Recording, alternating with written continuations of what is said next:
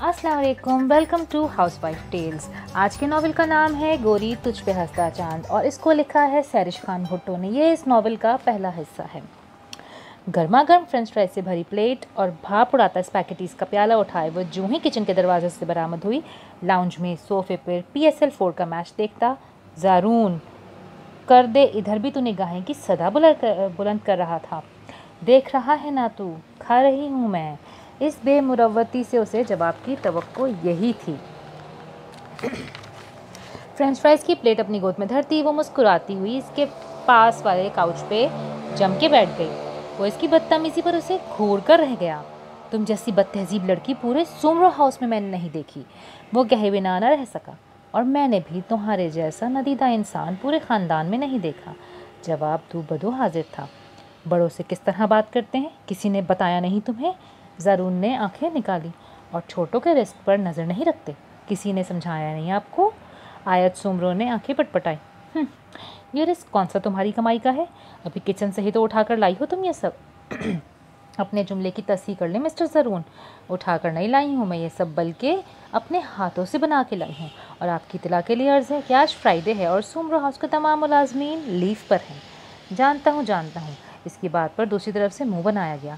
ये और बात थी कि सामने बैठे बंदे की इतनी बुरी शक्ल बनाने पर अपनी हंसी जब्त करने के लिए आयत को सर झुकाना पड़ गया था। पापा मैं साइकिलिंग कर लूँ? अपना होमवर्क मुकम्मल करने के बाद 7 साल आरेब ने लॉन में बैठे असद सुमरो से खेलने की इजाज़त मांगी थी। Why not my child? वो जो अपने सामने टेबल पर फैले अखबार और फाइल उठाकर अंदर जाने के लिए मुड़े थे, इसके सर पर चपत मारते मुस्कुरा के यूं ही गोया हुए।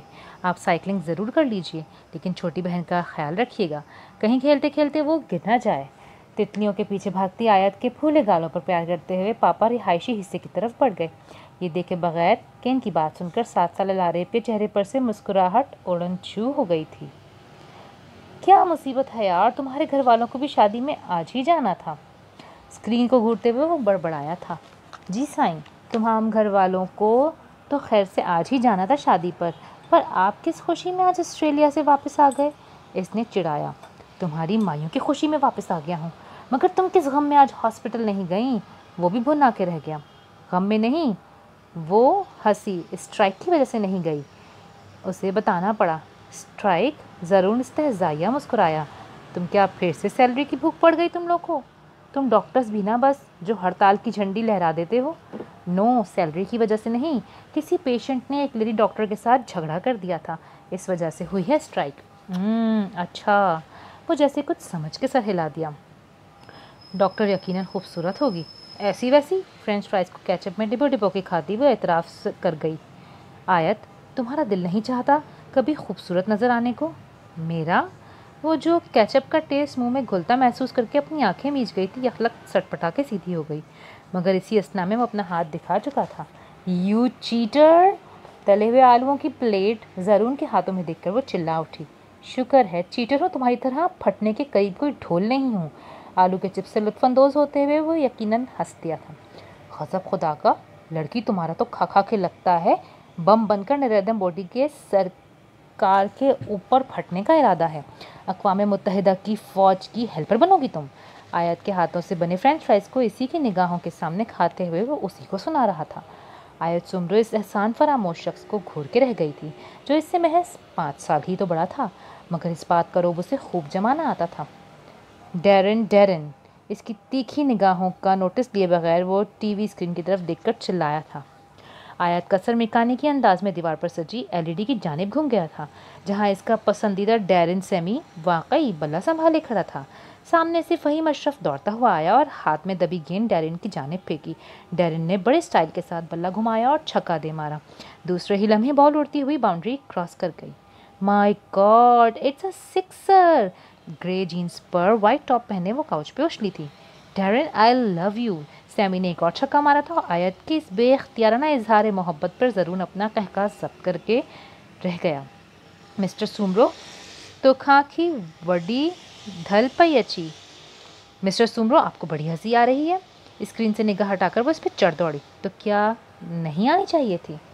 अरे, तुम्हारे डैरेन सेमी के इतने प्यारे प्यारे सिक्सर्स और इधर ये मज़ेदार से स्पेगेटीज़। मुस्कुराहट दबाते खाली बाउल को इसके सामने लहराया तो आयत को चक्कर से आ गए। Spaghettis, O you. क्रिकेट भूलकर वो इसके पीछे भागना चाहती थी, मगर या आई एम हैंडसम कहता वो अपने बेडरूम की जानिब चला गया और अंदर घुस गया। कमरे में आकर ज़रून ने पैंट के पॉकेट से सेलफोन निकाला और इसको व्हाट्सएप पर टेक्स्ट कर दिया। सुमरा हाउस के बेहद करीब स्माइली आइकॉन के कहाँ पहुँचे जनाब के साथ जवाब मिला तो वो मुस्कुरा दिया। वो लोग शादी से वापस आ रहे थे और ज़रून अब तक इसका सजा संवरा रूप देखने के लिए ही तो जाग रहा था। जी हाँ, आयत सुमरो का डैरिन सेमी और ज़रून इबाद का लारे बसा। ब्रेकिंग न्यूज़, जोफ़ी की वजह से नेहा और कल्बे मोमिन का ब्रेकअप। वो एफबी पर लॉगिन हो तो ग्रुप अलिफ में कल्बे मोमिन और नेहा के ब्रेकअप को लेकर तबसरे किए जा रहे थे। नेहा का भी कोई ख़ास कसूर नहीं है, कल्बे मोमिन है ही बड़ा प्राउड। अपनी जानिब से तबसरा लिखकर इसने भी अपने कमेंट्स पोस्ट कर दिए। नेहा का कसूर क्यों नहीं है मोहतरमा, वो प्यार तो जोफ़ी से करती है और उल्लू मोमिन को बना रही है। आपको नज़र नहीं आता? आयत वहीं बैठी थी जब तन्हा चांद के नाम से बनी एक आईडी से जवाबन ये कमेंट इसको मेंशन किए गए थे। आप घर बैठे एक लड़की को बेवफा कैसे कह सकते हैं मिस्टर? उसे भी ताव आ गया। और आप कल्बे मोमिन को मगरूर कैसे कह सकती हैं मिस? हालांकि वो प्राउड नहीं बल्कि उसूल पसंद है। अपनी मोहब्बत में शराकत तो कोई भी बर्दाश्त नहीं कर सकता। तन्हा चांद ने भी अपना मौक़िफ़ लिख दिया। खैरियत, इतनी फेवर? कल्बे मोमिन आपके बेटे हैं क्या? तंजिया मुस्कुराहट का आइकॉन साथ लगाकर आयत ने पूछ ही लिया। सॉरी मोहतरमा, मैं तो खुद अभी अनमैरिड हूँ। सो कल्बे मोमिन जितना बड़ा बेटा अफोर्ड नहीं कर सकता। अलबत्ता आप मुझे नेहा की आंटी ज़रूर लगती हैं। मैं अगर सचमुच में नेहा की आंटी होती तो कल्बे मोमिन के साथ इसका अफेयर तो बड़ी बात है। उसे कभी कल्बे मोमिन के करीब फटकने भी नहीं देती। तनी हुई गर्दन के साथ आयत ने एक कॉमेंट तन्हा चांद को मेंशन कर दिया। रियली? वो हंसा। और अगर मोमिन मेरा बेटा होता तो मैं उसे नेहा जैसी लड़की को प्रपोज करना तो दूर, उसे इसकी तरफ निगाह उठाकर देखने की इजाज़त भी नहीं देता। वो भी कह गया, मोमिन कौन सा खुद दूध का धुला है जनाब, वो खुद बहुत ही बढ़िया किस्म का फ्लर्टी है। ग्रुप में मौजूद एक दूसरी लड़की ने बहस में कूदते हुए तबसरा किया। मोमिन को दूध का धुला मैं नहीं कहता, बट नेहा जैसी लड़कियों को मैं खुद रोज़ ही फेस करता हूँ। और इतना ज़रूर कहूँगा कि शर्म हया ही वो असल जेवर है जो औरत को खूबसूरत बनाता है, वरना हया के बगैर तो औरत की ज़ात रैपर हटी कैंडी की तरह होती है जिस पर कई मक्खियाँ भिन बनाती और मुँह मारती फिरती हैं। तन्हा चांद के सफ़ाक तबसरे पर आयत अपना सुर्ख चेहरा लिए बैठी रह गई, इस बात से बेखबर कि अपने वसी और इस लॉन के चेयर पर बैठा वो मुंतज़िर निगाहों से अपने सेल की जानिब देख रहा था। शायद इसको आयत के जवाब का इंतज़ार था। कब से इंतज़ार कर रहा हूँ। सोमरो हाउस इसके पोर्चवे पर गाड़ियाँ रुकी तो सब लोग अपना अपना कार से उतरने के बाद घर के रिहायशी हिस्से की जानिब बढ़ गए, मगर वो नाजुक अंदाम अप्सरा गोल्डन मैक्सी में सहज सहज चलती लॉन के इस हिस्से में आ गई जहाँ ज़रून अब्बास इसका मुंतज़िर था। इतनी देर? ऑस्ट्रेलिया से वो पूरे 15 दिन बाद लौटा था, सो इसकी दीद की लगन उरूज पे थी। शादियों में तो देर हो ही जाती है। जवाबन वो इतराई थी, प्यारी लग रही हो। वो दोनों एक दूसरे के सामने आ बैठे जब ज़रून ने छुपकर सरगोशी की। सभी कह रहे थे। लारेब इस बार हंस दी। यार किस कदर जालिम हो तुम, इसने दुहाई दी। अब मैंने क्या कर दिया?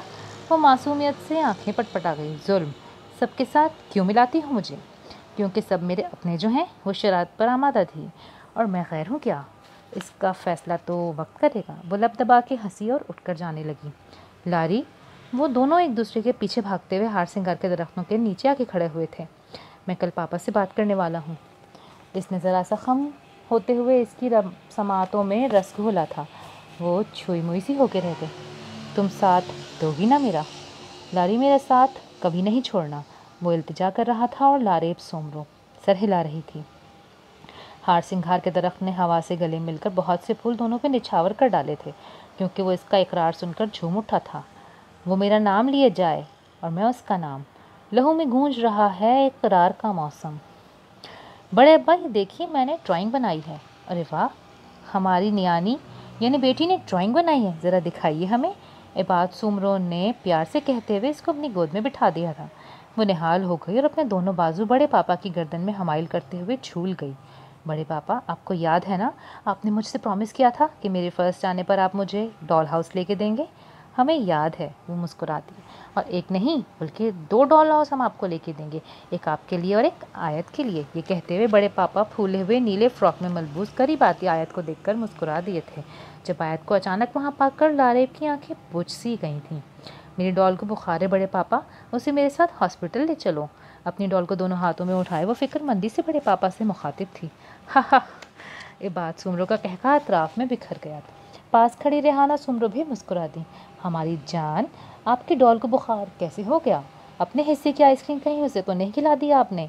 लारेब को अपनी गोद से उतार कर बड़े पापा ने एकदम से उसे अपनी गोद में बिठा लिया और चटाचट आयत के फूले हुए गाल चूम लिए। नो बड़े पापा, मैंने इसको आइसक्रीम नहीं खिलाई, बट ज़रूर ने कल मेरी डॉल को स्विमिंग पूल में गिरा दिया था। सिली, तो तुम्हारा मतलब है उसे सर्दी लग गई है? पास बैठे अपना होमवर्क करते ज़रूर ने हंसकर इसका मजाक उड़ाया था। जी, मेरी डॉल ने स्वेटर नहीं पहना हुआ था ना, पूल में गिरकर इसको सर्दी लग चुकी है। अपना सर हिलाते हुए दू बदू बोली थी। My sweet heart. एक बात सुमरो ने हंसते हुए गुड़िया सी भतीजी को सीने से लगा लिया। ये देखे बगैर कि वहाँ खड़ी लारेब का चेहरा जर्द पड़ गया था। और हमेशा ही तो ऐसा होता था। लारेब के हिस्से का प्यार तवज्जो आयत को मिलता। जब से वो पैदा हुई थी लारेब की ज़ात कहीं पीछे रह गई थी। आयत लारेब से 4 साल छोटी थी और ज़रून से 5 साल। ज़रून के बाद लारेब सुमरो हाउस की रौनक बनी, सो सबके प्यार और तवज्जो की वो आदी थी। लेकिन फिर आयत ने आकर इससे इसकी हैसियत छीन ली थी। सो लारेब बहुत छोटी सी उम्र में ही इससे चिढ़ने लगी थी। उसका दिल चाहता जहाँ पर वो हो वहाँ आयत किसी को नज़र ना आए। जय सिंध वारा जियन, सिंध टोपी अजरक वारा जियन।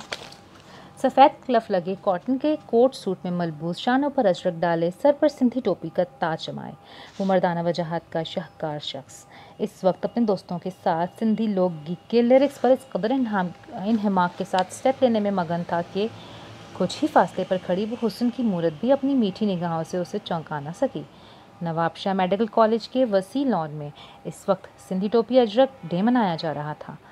सफ़ेद सिल्क के चूड़ीदार पजामे, फ्रॉक पर अजरक की वेस्ट जैकेट पहने, रेशमी दुपट्टा गले में डाले, अपने सिल्की स्टेप कटे बालों को नाजुक शानों पर खुला छोड़े सलीके के साथ किए हुए मेकअप में वो आज अपने तमाम यूनी फेलोज़ के दिलों पर एक साथ बिजलियाँ गिरा रही थी। हर निगाह ने इसको सराहा था। वो अपनी बेपनाह हुस्न की वजह से तमाम स्टूडेंट्स में यकसा मकबूल थी। हर कोई इसके साथ दोस्ती करने का ख्वाहा था, लेकिन खुद इस हुस्न की देवी का अपना दिल एक देवता के कदमों की दासी बनकर रहने को चाहता था।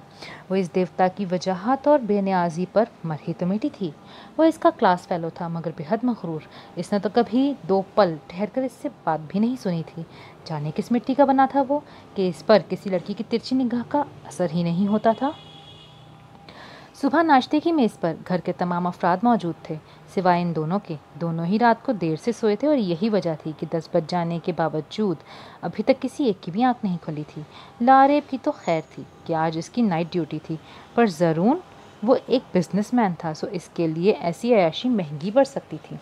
रेहाना, ज़रूर नहीं उठा अब तक? दबिंग लहजे में एबाद साहब ने रेहाना बेगम से इस्तफसार किया। बड़े पापा के दबिंग लहजे को सुनकर आयत को गुदगुदी सी हुई। आज ज़रूर इस बिगड़े बिजनेसमैन की शामत आने वाली थी। नहीं, वो अभी तक सो रहा है। रेहाना आंटी के हलक से मरी मरी आवाज़ निकली। क्यों? रात को शादी की तकरीब में दे के हमारे साहबजादे ने पकाई थी क्या? उठाइए उसे अभी और इसी वक्त के बाद सुमरो बरहम हुए। बल्कि आयत, आप जाओ और बेटा बुला कर लाओ उसे। जी बड़े पापा। वो बस ज़ाहिर मिनमिनाती हुई ज़रूर बात के कमरे की जानिब बढ़ गई, मगर कमरे के अंदर दाखिल होते ही जंगली शेरनी का रूप धार लिया। आगे बढ़ी थी और साइड टेबल पर पड़ा जग उठाकर बेड पर महवे ख्वाब ज़रून के ऊपर उंडेल दिया। वो जो ख्वाब में अपनी लारेब का नाजुक सा हाथ थामे झील सैफुल मलूक की सैर करने में मसरूफ़ था, इस बददिमाग लड़की की हरकत पर न सिर्फ हड़बड़ा के और नींद से उठ बैठा, बल्कि दूसरे ही पल बिस्तर से उठकर उसे डांट से नवाज दिया। वो जो ठंडे ठार पानी का जग इस पर ऊंधा करने के बाद मज़े से खड़ी मुस्कुरा रही थी, इस गैर मुतवक्का इज़्ज़त अफ़ज़ाई पर बिलबिला उठी। तुमने मुझे डांटा?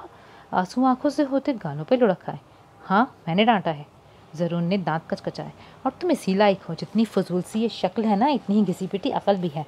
अब ये बम की तरह फैला अपना वजूद लेकर जाओ यहाँ से, आउट। और इससे कबल मैं आज सुबह सुबह शूट कर दूँ, दफ़ा हो जाओ यहाँ से। मुठ्ठियाँ भींचते हुए वो चिल्ला दिया। तीर की तेज़ी के साथ पलटकर वो इसके बेडरूम से निकल गई और छटपटा वॉशरूम में घुस चुका था। डॉक्टर, आप मेरे साथ इमरजेंसी में आइए प्लीज़। हुक्मिया लहजे में उसे ऑर्डर देते डॉक्टर लाखू आगे बढ़ गए थे। अपना ओवरऑल संभालती वो फ़ौरन के पीछे भागी थी। डॉक्टर लाखू इस प्राइवेट हॉस्पिटल के ओनर करीम लाखू के इकलौते नूरे चश्म थे। जिस हॉस्पिटल में वो और आयत जॉब करती थी, उन्होंने अभी हाल ही में अपने हॉस्पिटल को ज्वाइन किया था। वो लंदन से स्पेशलाइजेशन करके लौटे थे। वजीह पुरवकार से डॉक्टर लाखू हज़ारों लड़कियों के दिल में धड़कन बनकर बसते थे, लेकिन खुद इनकी निगाहें इंतखाब किसी सनफ़ नाजुक पर ठहरती ही नहीं थी। जाने उनके हुस्न का मयार क्या था। खैर, असिस्टेंट के तौर पर आज वो इनके साथ थी और डॉक्टर लाखू इसके काम से मुतमईन थे। 4 घंटे का ऑपरेशन बिलाखिर मुकम्मल हुआ था और कामयाब भी। Operation is successful sir. Operation theatre से बाहर आते ही लारेब मुस्कुराई थी। Hope so. प्रोफेशनल अंदाज में मुस्कुराकर इसकी बात का जवाब देने के बाद वो अपने कैबिन की जानिब बढ़ गए थे। घर घर और गली गली गूंजे सिंध माँ के नारे, हो सिंध जिए। वो दफतन चौंक के मुस्कुराई और अपनी निसार होती निगाहें इस पर से हटा ली। तमाम स्टूडेंट्स अब कोरस में मिलकर नारे लगा रहे थे, हो सिंध जई सिंध जई। किसी ख्वाब की कैफियत में चलते हुए इन सब के करीब वो आ गई और फिर अचानक आगे बढ़कर गोल दायरे की सूरत में तश्कील पाते इस हजूम में खड़े इस मगरूर देवता के करीब खड़ी हुई थी। वक़ार जुनेजो की मायने खेज निगाहें अपने चेहरे पर उठती पाकर वो अज हद बेजार हुआ था और फिर दूसरे ही पल गैर महसूस अंदाज में अपना हाथ छुड़ाकर वो इस हजूम से निकलता चला गया। वो अपनी जगह सुनसी खड़ी रह गई।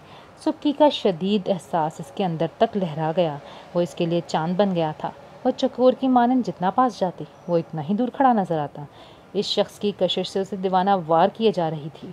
इसका बस नहीं चल रहा था कि अपना दिल खोलकर इस कठोर शख्स के सामने रख देती, और ऐसा करना तो अब इसकी मजबूरी बन चुका था, क्योंकि महज 2.5 माह बाद ही इनके लास्ट सेमेस्टर शुरू होने वाले थे और इसके बाद कौन कहाँ चला जाता किसी को अंदाज़ा नहीं था। बच्चे की तरह चांद को छूने की तमन्ना, बच्चे की तरह चांद को छूने की तमन्ना, दिल को कोई शय दे दे तो क्या क्या ना उड़े वो। मैं बुरी हूँ, सबको ही बुरी लगती हूँ। क्या मोटे लोगों को इस दुनिया में कोई नहीं देखता? उनकी कोई गुंजाइश नहीं होती? क्या वो इंसान नहीं होते? क्या इनके सीने के अंदर दिल नहीं धड़कता? कोई 8वां टिश्यू इस बार अपनी नाक पर रगड़ते हुए इसने सिसकारी भरी थी। इसके साथ बैठी हिना ने बोरियत से अपनी जमाई रोकते हुए उसे देखा और बोली, यार ये आज मोटे लोगों के साथ तुमको इस दर्जा हमदर्दी क्यों हो रही है? क्या फेट लॉस डे है? एक मोटी तुम्हारे सामने बैठी नज़र नहीं आ रही तुम्हें क्या? डॉक्टर आयत चिल्लाई। व्हाट? मोटी तुम? हिना ने हैरत से आंखें फैलाई। क्यों हैरान होने की एक्टिंग करती हो? पूरा सुमरो हाउस मुझे खाने पे टोकता है। मैं मोटी हूँ सब यही कहते हैं। आयत ने अपना रोना आज हॉस्पिटल में पहली बार रोया था। दिमाग तो ख़राब नहीं है तुम्हारा आयत मुराद? अच्छी खासी स्मार्ट हो तुम तो, भरा भरा सा इतना प्यारा फिगर है तुम्हारा। मोटापा कहते हैं इससे भला? मैं कुछ नहीं जानती, मुझे भी लारेब की तरह स्लिम और एक्टिव होना है। ये आज इस सड़ियल मखरूर डॉक्टर लारेब के साथ तुम्हारा कंपटीशन खैरियत तो है ना? हिना ने बुरा सा मुँह बनाते हुए उसे देखा, क्योंकि उस आयत की इकलौती गज़न एक आँख नहीं भाती थी। तुम भरे लारी को कुछ भी कह लो, वो है तो प्यारी सी। मैं भी इसकी तरह नाजुक अंदाम सी बनना चाहती हूँ। लड़की, सर फोड़ दूंगी मैं तुम्हारा। क्या किसी ने तुम्हें बताया नहीं तुम खुद कितनी प्यारी हो? जुल्फ़े घटाएं जैसी आयत सुमरो, झील सी तो प्यारी आंखें हैं तुम्हारी। आई लव यू। हिना ने उसे पुचकारते हुए अपने साथ लगा लिया। हटो परे तुम। आयत ने मुस्कुराहट दबाई। मुझे तुम्हारा लव यू क्या करना है? क्यों? हिना ने उसे घूरा। अगर डैरिन कहता तो बात भी थी। क्यों? सर लाखों का लव यू भी नहीं चाहिए तुम्हें? कितने हैंडसम है वो।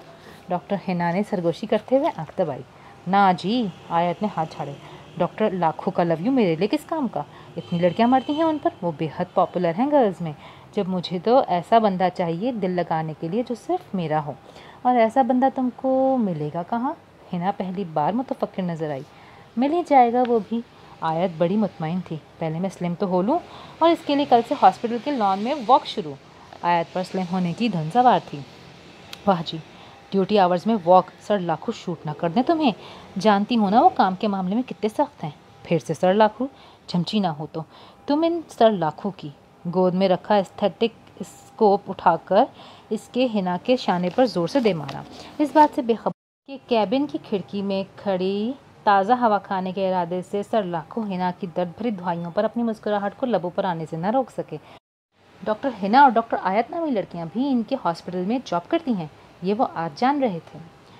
Bad news. 15 मार्च बरोज़ जुमा न्यूजीलैंड की क्राइस्ट चर्च की मस्जिद नूर पर दौरान नमाज जुमा एक ऑस्ट्रेलियन शहरी की firing.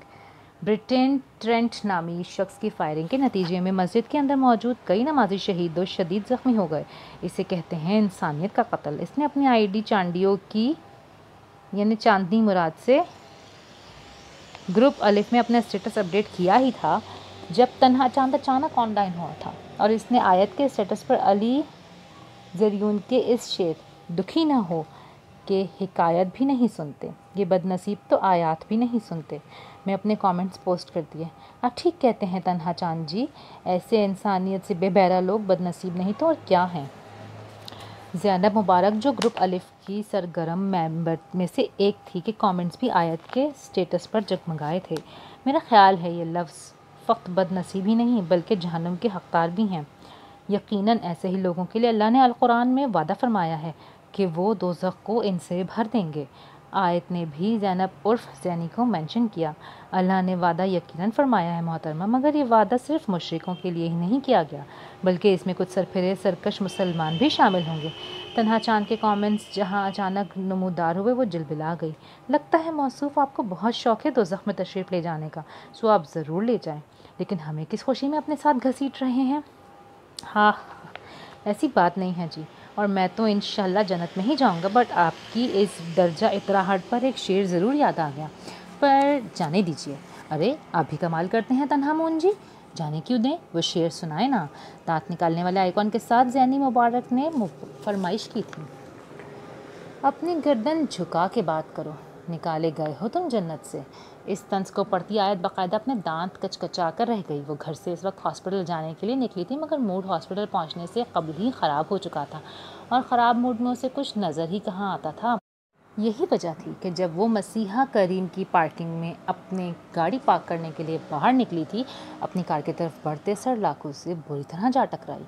Ouch, I am so sorry sir, एक करह की मानंद निबला इसके मुंह से अदा हुआ था, जबकि सामने खड़े सर लाखू इस टक्कर पर खासे बदमज़ा नज़र आ रहे थे। Excuse me sir. इनकी खामोशी के बावजूद आयत ने दोबारा माजरत की। टक्कर के नतीजे में दोनों फरीकैन के हाथों में मौजूद सेल फोन्स पोर्चवे पर जा गिरे थे। दांतों तले ज़बान दबाती वो सर का सेल फोन उठाकर उनको देने को फ़ौरन झुकी, और झुके तो अपना मोबाइल उठाने के इरादे से वो भी थे। एक लम्हे की बात थी, निगाह बेअख्तियारी में भटक कर पोर्चवे पर गिरी आयत के मोबाइल की चमकती स्क्रीन की जानिब उठी तो ठहरी रह गई।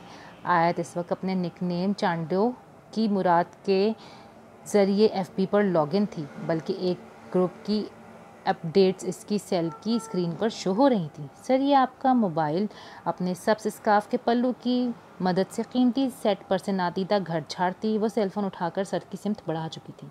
शुक्रिया, एंड आइंदा एहतियात से ज़रूर देख कर चलिएगा। ये ना हो कि यहाँ पर पेशेंट का इलाज करने के बजाय आप खुद मसीहा करीम की पेशेंट बन जाएं। ब्राउन जीन्स पर नेवी ब्लू कलर की शर्ट पहने, मोबाइल इसके हाथों से लेते वो संजीदा लहजे में तंबी करके अपनी गाड़ी की जानिब बढ़ गए। आज का दिन ही ख़राब है। वो मुँह ही मुँह में बड़बड़ाती मसीहा करीम के अंदरूनी दरवाजे के हिस्से की तरफ बढ़ गई। ये तुम ऐसे सरझाड़ मुँह फाड़ हुलिये में कहाँ जा रही हो? ग्रीन टाइट्स पर ग्रे ढीली ढाली एयरलाइन लॉन्ग शर्ट पहने, पीला दुपट्टा गले में डाले, अपने बिखरे उलझे बालों को बड़े से वाइट कलर के कैचर में जकड़ने की नाकाम सी कोशिश करती। वो पिंक जॉगर्स के तस्मे कसती कहीं जाने को तैयार खड़ी थी।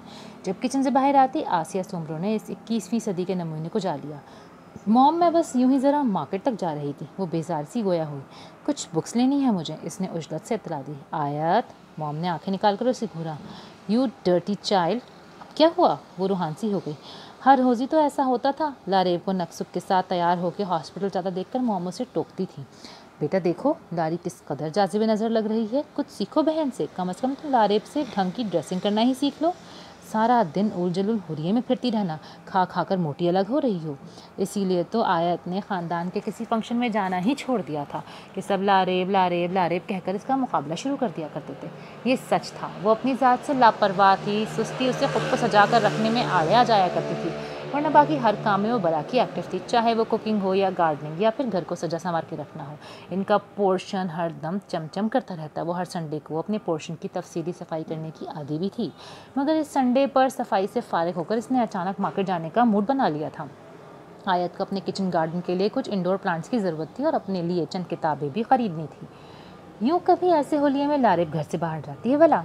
मॉम ने लारेब का टुकड़ा लगाते हुए इसके हाथ से कार की चाबी अपने कब्जे में ले ली। आयत, तुमको चेंज करके जाना होगा, फ़ौरन जाओ अपने कमरे में। उन्होंने इसके कमरे के दरवाजे की जानिब इशारा किया था। आप भी ना मॉम, वो आजिज़ हुई। महीना भर मेहनत करके आपके लिए इतना वेट कम किया है, फिर भी खुश नहीं हैं आप?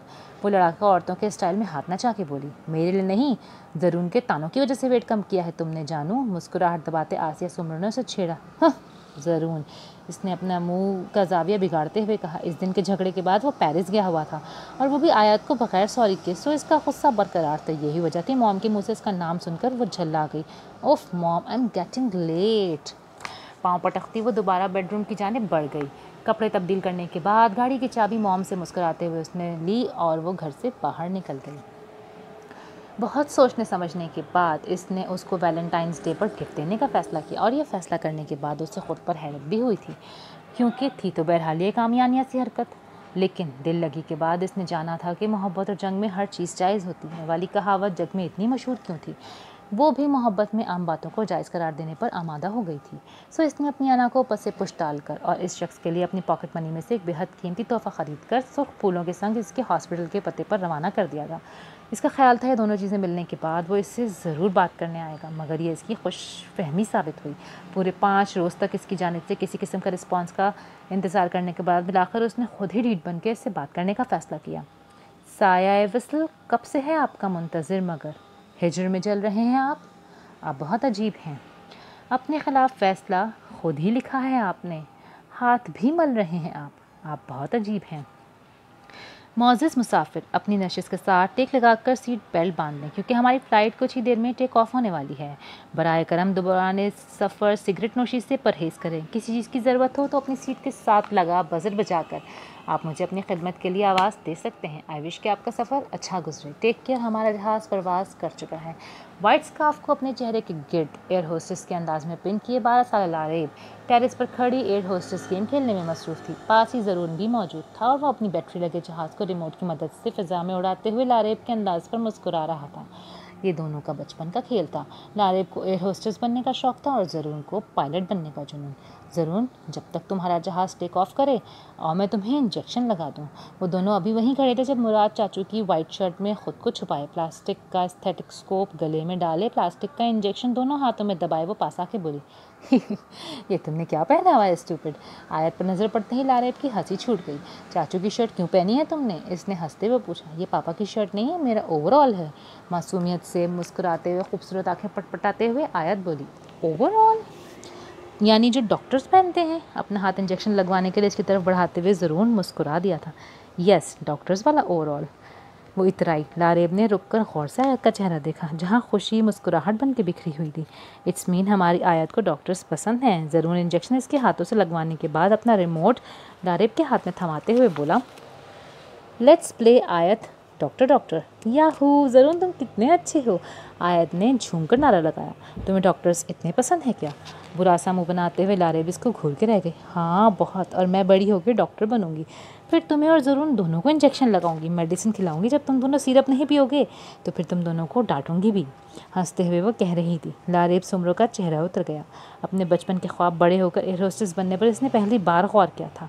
शायद वो अपने ख्वाब पर आयत मुराद की पसंद को तरजीह देने के बाबत में सोच रही थी। हाँ, वो बड़ी होकर डॉक्टर बनने के बारे में सोच रही थी।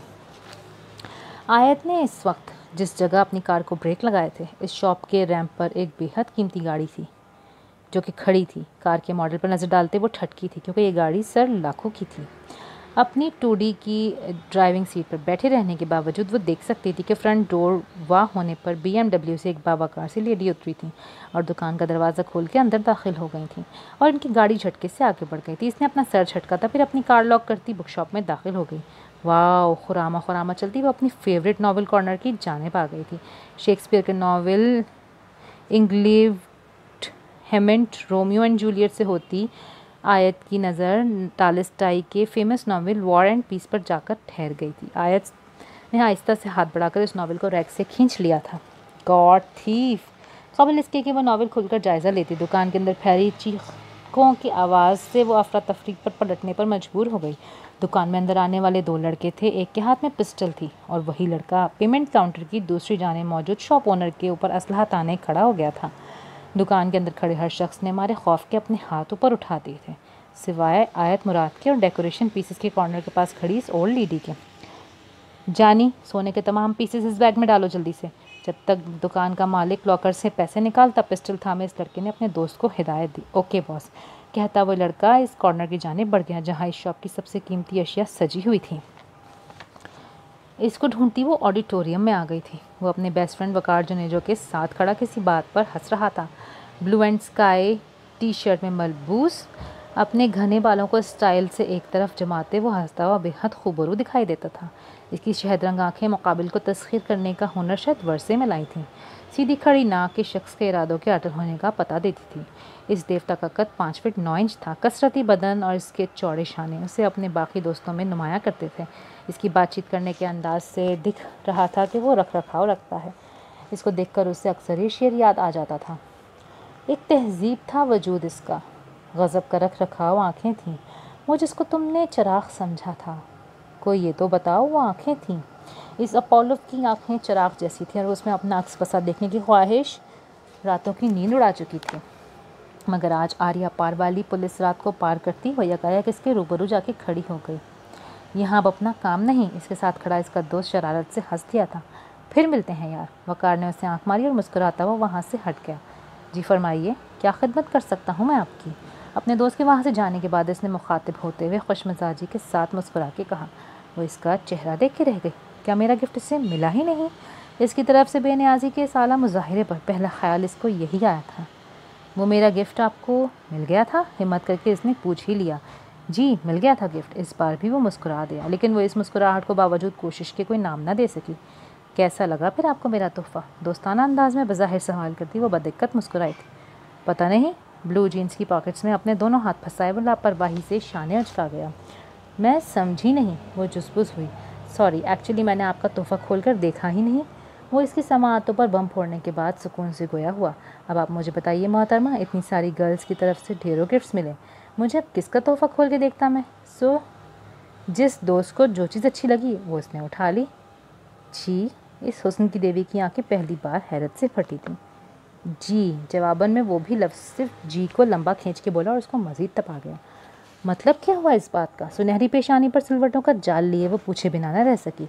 मतलब ये कि मिस, आप जैसी लड़कियों की राम कहानी सुनने का वक्त नहीं होता मेरे पास। इंतहाई बदलेहाजी का मुजाहिरा करता वो इसकी खूबसूरत आंखों में झांक कर इस कदर हकारत भरे लहजे में बोला था कि टुकर टुकर वो इसकी सूरत तकने पर मजबूर हो गई थी। आपको अंदाज़ा है आप किसको रिजेक्ट कर रहे हैं? नहीं। गुरूर से तनीज़ बुत की गर्दन को नफ़ी में हिलने पर मजबूर कर दिया गया। मगर मैं इतना जानता हूँ कि पढ़ाई की मद में अपना कीमती वक्त फजूल बातों में ज़ाया करने वाली एक कमाकल लड़की को रिजेक्ट कर रहा हूँ मैं। मुझे उम्मीद है आप दोबारा मेरा और अपना वक्त ज़ाया नहीं करेंगी। Now take decide. पाताल में उसे धकेल कर वो जा चुका था। पहली मर्तबा किसी लड़के की तरफ हाथ बढ़ाया था और पहली ही मर्तबा इसने ख्वारी उठाई थी। इसका बस नहीं चल रहा था कि वहीं खड़े खड़े वो अपने बाल नोच लेती। यू लूज़र्स, तुम लोगों को शर्म नहीं आती? यंग एज में मेहनत करने के बजाय चोरी करते हो।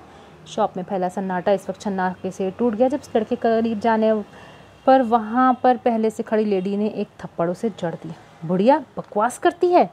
दुकान के मालिक के ऊपर पिस्तौल ताने खड़ा लड़का रऊनत से दांत पीसता दफतन इस खातून की तरफ मुड़ा था और कबल इसके कि वो अपने हाथ में मौजूद पिस्टल से फायर करके इस लेडी को ख़त्म कर देता। पास खड़ी आयत ने अपने दिमाग को फ़ौरन हरकत में लाते हुए हाथ में पकड़ी मोटी सी किताब इस लड़के की जानिब उछाल दी। नॉवेल उड़ती हुई इस लड़के की कलाई के ऊपरी हिस्से पर जाके लगा। लम्हों की बात थी, वो लड़का शायद इस तफ्तात के लिए तैयार ही नहीं था। अगले ही पल पिस्टल इसके हाथ से छूटकर दूर जा गिरा और ये वक्त था जब इस लड़के के दूसरे साथी ने सामने पड़ा भारी वजन उठा के करीब खड़ी खातून के सर के पिछले हिस्से पे दे मारा। You nonsense! इस मंजर की ताबना लाते हुए आयत ने दौड़कर पिस्तल फ़ौरन फ्लोर से उठा ली। पिस्टल चलानी उसे आती नहीं थी, मगर वो दोनों महज इसके हाथों में हथियार देखकर ही इतना डर गए कि सर पर पांव रखकर शॉप से भाग खड़े हुए। इन दोनों के वहाँ से भाग जाने के बाद दुकान के मालिक के साथ साथ आयत भी फ़ौरन इस जख्मी औरत को सहारा देने के इरादे से आगे बढ़ी थी, जो फ्लोर पर गिरने के बाद बेहोश हो चुकी थी। भारी वजन इनके सर पर लगा था और सर के पिछले हिस्से से बहने वाला खून सफ़ेद टाइल्स और फ्लोर को सुर्ख करता जा रहा था। दुकान में मौजूद लोगों की मदद से आयत ने इस खातून को अपनी गाड़ी में डाला और मसीहा करीम का रुख किया। वो नहीं जानती थी कि इसके जाने के 10 मिनट बाद ही वहाँ पर कोई और भी आया था। मिस्टर, ये क्या कह रहे हैं आप? I am sorry, she is really injured. Shop owner का लहजा पसपा था। आप प्लीज़ इस गाड़ी का नंबर बताएं मुझे। और सेल्समैन ने फ़ौरन गाड़ी का नंबर बता दिया। शारा फैसल पर रश होने की बिना पर इस नंबर की गाड़ी जल्द ही उन्हें सड़क पर कुछ आगे को रेंगती नज़र आ ही गई। माली बाबा, आप मुझे झूला धुला दें प्लीज़। झूले पर बैठी आयत ने लॉन के पौधों को पानी देते माली बाबा से फरमाइश की थी। मैं झूला झुलाऊँ तुम्हें आयत? वो जो अभी साइकिलिंग करके लौटी थी इसके पास आके मुस्कुराई। Thank you Laraib. आयत के चेहरे पर खुशी की लहर दौड़ गई। लारेब जब भी इससे हंस के बात करती थी वो यूं ही के लौटती थी, क्योंकि ऐसा मौका शाज़ व नादिर ही आता था, वरना आयत को कम ही मुखातिब करने की आदत थी उसे। मज़ा आ रहा है? तीसरी मरतबा झूला झुलाते हुए लारेब ने यूं ही पूछ लिया। हाँ बहुत, वो खिलखिलाई थी, लेकिन फिर अगले ही लम्हे खिलखिलाहट इस वक्त अचानक चीख में बदल गई जब चौथी मर्तबा लारेब ने झूले की सुनहरी जंजीर को हरकत देने के बजाय पीछे से धक्का देकर आयत को ही झूले से गिरा दिया। वो उछलकर घास पर औंधे मुँह जा गिरी। लारेब माली बाबा से भी पहले सोमरो हाउस के गेट से अपनी साइकिल अंदर लाता ज़रून नीचे घास पर बिलकती लारेब की तरफ लपका था। ये क्या हरकत थी लारी? आयत की नाक से बहते खून की लकीर पर नज़र पड़ते ही ज़रून ने पलट कर एक थप्पड़ इसके गाल पे दे मारा था। You are a bad girl, तुम्हें शर्म आनी चाहिए, वो कितनी छोटी है तुमसे। लॉन के वस्त में खड़ी लारेब को डांटने के बाद वो आयत को वहाँ से उठाकर अंदर भाग गया था। आज तुम्हारी वजह से ज़रून ने भी मुझे डांटा। आयत तुम बहुत बुरी हो, आई हेट यू। वो वहीं घास पे बैठ के रोने लगी। लारेब असद ख़ुद को मजलूम समझ रही थी, मगर हकीकतन ऐसा हरगिज़ नहीं था। वो अगर जलिस होने के बजाय आयत के छोटे होने को तस्लीम करते हुए ख़ुद इसके साथ खेला करती तो रौनकों भरे इस माहौल में इसकी हैसियत कभी भी नहीं खोती। लेकिन वो तो मुकाबले पर उतर आई थी, और जब अपने छोटों के साथ मुकाबला किया जाए तो कद नहीं बढ़ता बल्कि मज़ीद छोटा हो जाता है। लारेब के साथ भी तो ऐसा ही हुआ था। वो अपने कद खोने के बाद बड़ी हुई थी, और जवानी की दहलीज पर कदम रखते ही इसने हर मोड़ पर आयत मुराद को हराने का फ़ैसला कर लिया था। स्टाफ स्ट्रेचर फ़ौरन अपनी गाड़ी से उतरकर इसने लॉन में अपने काम से इधर उधर फिरते स्टाफ को आवाज़ दी। जब मसीहा करीम के खुले हुए गेट से इसने एक और गाड़ी अंदर आकर दाखिल होते हुए देखा। ड्राइविंग सीट का दरवाज़ा एक झटके के साथ वाह हुआ और डॉक्टर लाखू दौड़ते हुए आयत सोमरो की गाड़ी के करीब पहुंचे। इस असना में वार्ड बॉयज़ ज़ख्मी खातून के बेहोश वजूद को एहतियात के साथ कार से निकालने के बाद स्ट्रेचर पर लिटा चुके थे। Mom I am sorry. आयत को एकदम से पीछे हट जाना पड़ा था, क्योंकि जो ही पेशेंट को स्ट्रेचर पर डाला गया डॉक्टर लाखू इस ज़ख्मी वजूद पर झूल गए। मुझे आपके साथ जाना चाहिए था। माँ की पेशानी चूमते हुए इन्हें भीगे लहजे में उससे माजरत की। तब वहाँ खड़े तमाम स्टाफ के साथ के नखियों से आयत ने भी देखा था कि दो चमकते आंसू बेहद खामोशी के साथ टूटे थे और इस बेहोश लेडी की आंखों पर गिर गए थे। फारिस बी ब्रेव यार, संभालो खुद को। डॉक्टर वकार, जो आज संडे होने की वजह से ऑन ड्यूटी थे, रुककर डॉक्टर लाखू को तसल्ली देते हुए स्ट्रेचर को अंदर इमरजेंसी में ले जाने का इशारा करके आगे बढ़ गए। शिकस्ता चाल चलते डॉक्टर लाखू का रुख भी हॉस्पिटल के अंदरूनी हिस्से की जानिब ही था। ये ज़ख्मी खातून डॉक्टर फारिस लाखो की मदर हैं। स्ट्रेंज। आयत अपनी जगह पर हैरान खड़ी थी। इसकी समझ में नहीं आ रहा था कि ऐसी सिचुएशन में वो हॉस्पिटल में मज़ीद ठहरे कि घर वापस चली जाए, और अभी वो वहीं खड़ी सोच रही थी जब इसके सेल पर अचानक मॉम की कॉल आने लगी। कहाँ हो तुम आयत? कुछ ख्याल है? तुम्हारे घर में गेस्ट आए हुए हैं। सॉरी मॉम, मैं बस अभी आती हूँ। आसिया सोमरो की कॉल ने उसे याद दिलाया था कि आज रेहाना आंटी की कज़न ने सोमरो हाउस आना था। लब कुचलते वो उठ खड़ी हुई। आयत का रुख हॉस्पिटल के इमरजेंसी वार्ड की तरफ था। वो सूरत हाल का जायज़ा लेने के बाद घर जाने का इरादा रखती थी। रिलैक्स यार, तुम अंदर आ जाओ। आंटी को ट्रीटमेंट दिया जा रहा है। चोट अलबत्ता गहरी है, मगर शुक्र का मुकाम है उन्हें वक्त पर हॉस्पिटल पहुंचा दिया गया। नहीं वकार, मैं अंदर नहीं आ सकता। मैं मॉम को ज़ख्मी हालत में नहीं देख सकता। मैं तो क्या, दुनिया का कोई भी बेटा अपनी माँ के वजूद को ज़ख्मों की ताप लाते हुए नहीं देख सकता। सुर्ख होती आंखों के साथ ये अल्फाज कर्ब की कैफियत से गुजरते इमरजेंसी के बाहर खड़े डॉक्टर लाखू ने बमुश्किल अदा किए थे। इस वक्त डॉक्टर अलीशा की संगत में करीम लाखू वहाँ पहुँचे थे। पापा, आपने देखा मामा? पापा को सामने पाकर इनका ज़ब्त बिखर चुका था और वो करीम लाखू के सीने से जा लगे। अपने सर झुकाए आयत बोझल दिल के साथ मसीहा करीम की हदूद से बाहर निकल आई। सोमरो हाउस के पोर्च वे पर एक अजनबी मॉडल की कार को देखकर वो समझ चुकी थी कि मेहमान घर पर आ चुके थे। कुछ देर कबल जिन हालात से वो गुजर चुकी थी, इसकी दास्तान आयत के चेहरे पर रकम थी। जाहिर है इसकी सूरत उतरी हुई थी। बालों की बिखरी लटों को कानों के पीछे अड़सते वो कार से बाहर आ गई। इसके कदमों का रुख सोमरो हाउस के मुश्तरका लाउंज की तरफ था। लाउंज के अंदर कदम रखने पर वो अपने चेहरे के तासुरात को कंपोज कर चुकी थी। लीजिए नाजिया, आ गई मेरी दूसरी बेटी। इस पर निगाह पड़ते ही रेहाना आंटी चहकी थी। मेहमान खातून की नज़रें अपनी तरफ उठने का नोटिस लेने के बजाय वो नासमझी से मॉम को देखने लगी, जिसकी मलामत करती नज़र आयत के जूते के टूटे हुए स्ट्रैप पर मरकूज थी। ऊप, कैसे हुआ? मॉम की नज़रों के ताक़ुब में अपने दोनों पाँव की सिम देखा तो वो शर्मिंदा सी हो गई। अच्छा, तो ये आयत है। रेहाना आंटी के तारुफ कराने पर मेहमान खातून फ़ौरन इसकी जानिब तवज्जो हुई। रूही, सच कहूँ तो मुझे लारेब ज़्यादा प्यारी लगी है। Yes mama, she is very cute. Nazia aunty के साथ आई इनकी बेटी ने भी अपने पास सजी संवरी बैठी लारेब की तारीफ़ की थी। आयत के लबों पर मुस्कुराहट फैल गई। ऐसा तो हमेशा होता आया था, जब लारेब होती वहाँ आयत सानवी हैसियत इख्तियार कर जाती। खैर तो क्या, सोमरो हाउस के तमाम अफराद ही लारेब के दीवाने थे। क्या हुआ? मुँह क्यों सूजा हुआ है तुम्हारा? कुछ नहीं यार, एक्चुअली ज़रून के उठने का वेट कर रही थी। वो क्यों? इसने अबरूज खाई। वो नकसुक के साथ तैयार होकर हॉस्पिटल के लिए निकल रही थी। मेरी गाड़ी सर्विस पे गई हुई है और रात को ज़रून साहब से ड्रॉप करने की मिन्नत की थी मैंने। ओह अच्छा, वो इतना फर्माबरदार कब से हो गया तुम्हारा कि सवेरे नींद से उठकर तुमको ड्रॉप करने जाएगा? आओ मैं छोड़ देती हूँ। आज क्या याद करोगी? शाहाना अंदाज में कहती वो अपने हील्स की टक टक बजाती पोर्च वे पर खड़ी अपनी सिविक की तरफ बढ़ गई। ये देखे बगैर कि इतनी सी तवज्जो पर आयत खिल उठी थी। वो गुनगुनाती हुई अपने अजीबो गरीब हुलिये समेत इसकी कार की फ्रंट सीट पे आ बैठी। मैं तेरा बॉयफ्रेंड, तू मेरी गर्लफ्रेंड, ओ मैंने कहंदी ना ना ना ना। मुस्कुराती निगाहें ड्राइविंग सीट पर अपने बराबर बैठी लारेब की सिमत उठी थी। आयत की गुनगुनाहटें पूरा रास्ता जारी रही थी। आज मूड बहुत अच्छा है तुम्हारा? मसीहा करीम के गेट पर अपनी गाड़ी को ब्रेक लगाते लारेब पूछे बिना न रह सकी। हाँ बहुत, तुमने आज लिफ्ट जो करा दी। गहरी मुस्कुराहट के साथ आयत ने अपने दिल की बात कह दी। रियली? वो इसके अंदाज पे खिलखिलाई थी और ठीक इसी वक्त पीछे से आने वाली कार के तेज़ हॉर्न ने इन दोनों को अपनी तरफ मुतवज्जा कर लिया था, क्योंकि लारेब की सिविक गेट के आगे कुछ इस तरह से खड़ी थी कि अंदर जाने का रास्ता बंद था।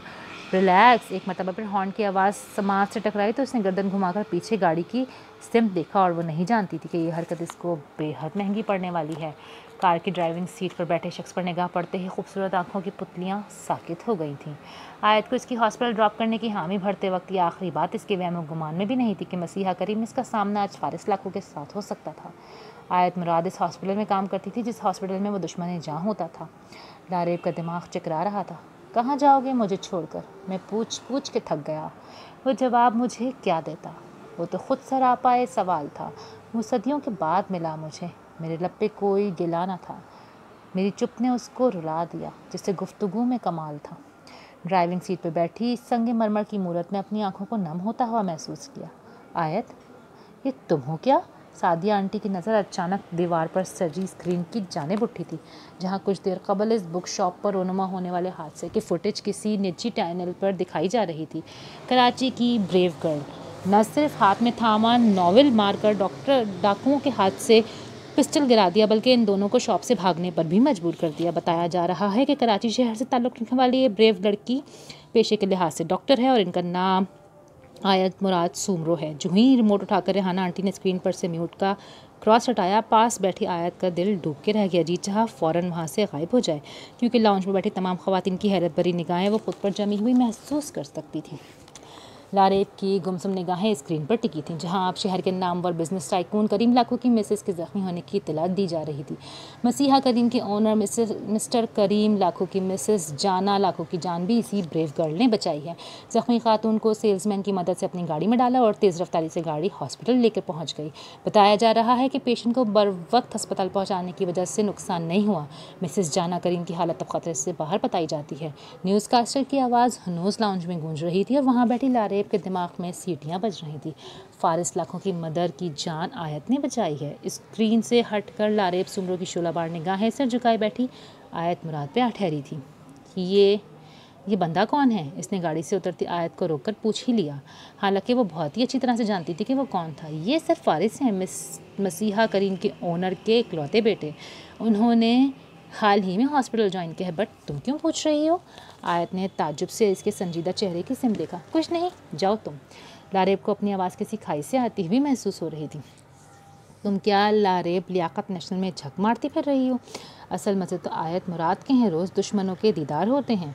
ये पहली सोच थी जो इसके दिमाग से आग की चिंगारी बन के चिमटी थी। एक्सीलेटर पर इसका पाँव खतरनाक हद तक दबाव बढ़ा चुका था। बेहद रैश ड्राइविंग करके वो घर वापस आ गई। क्या हुआ लारी, तुम्हारी तबीयत तो ठीक है?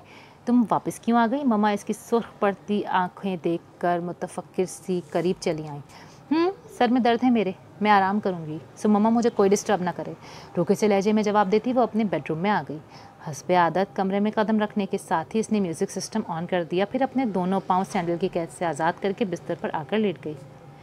हाँ, अच्छी पर्दादारी है, ये अच्छी राजदारी है, जो आए तेरी बज़्म में दीवाना हो जाए। आबदा परवीन की आवाज़ से कमरे में छाई खामोशी गुनगुना उठी थी।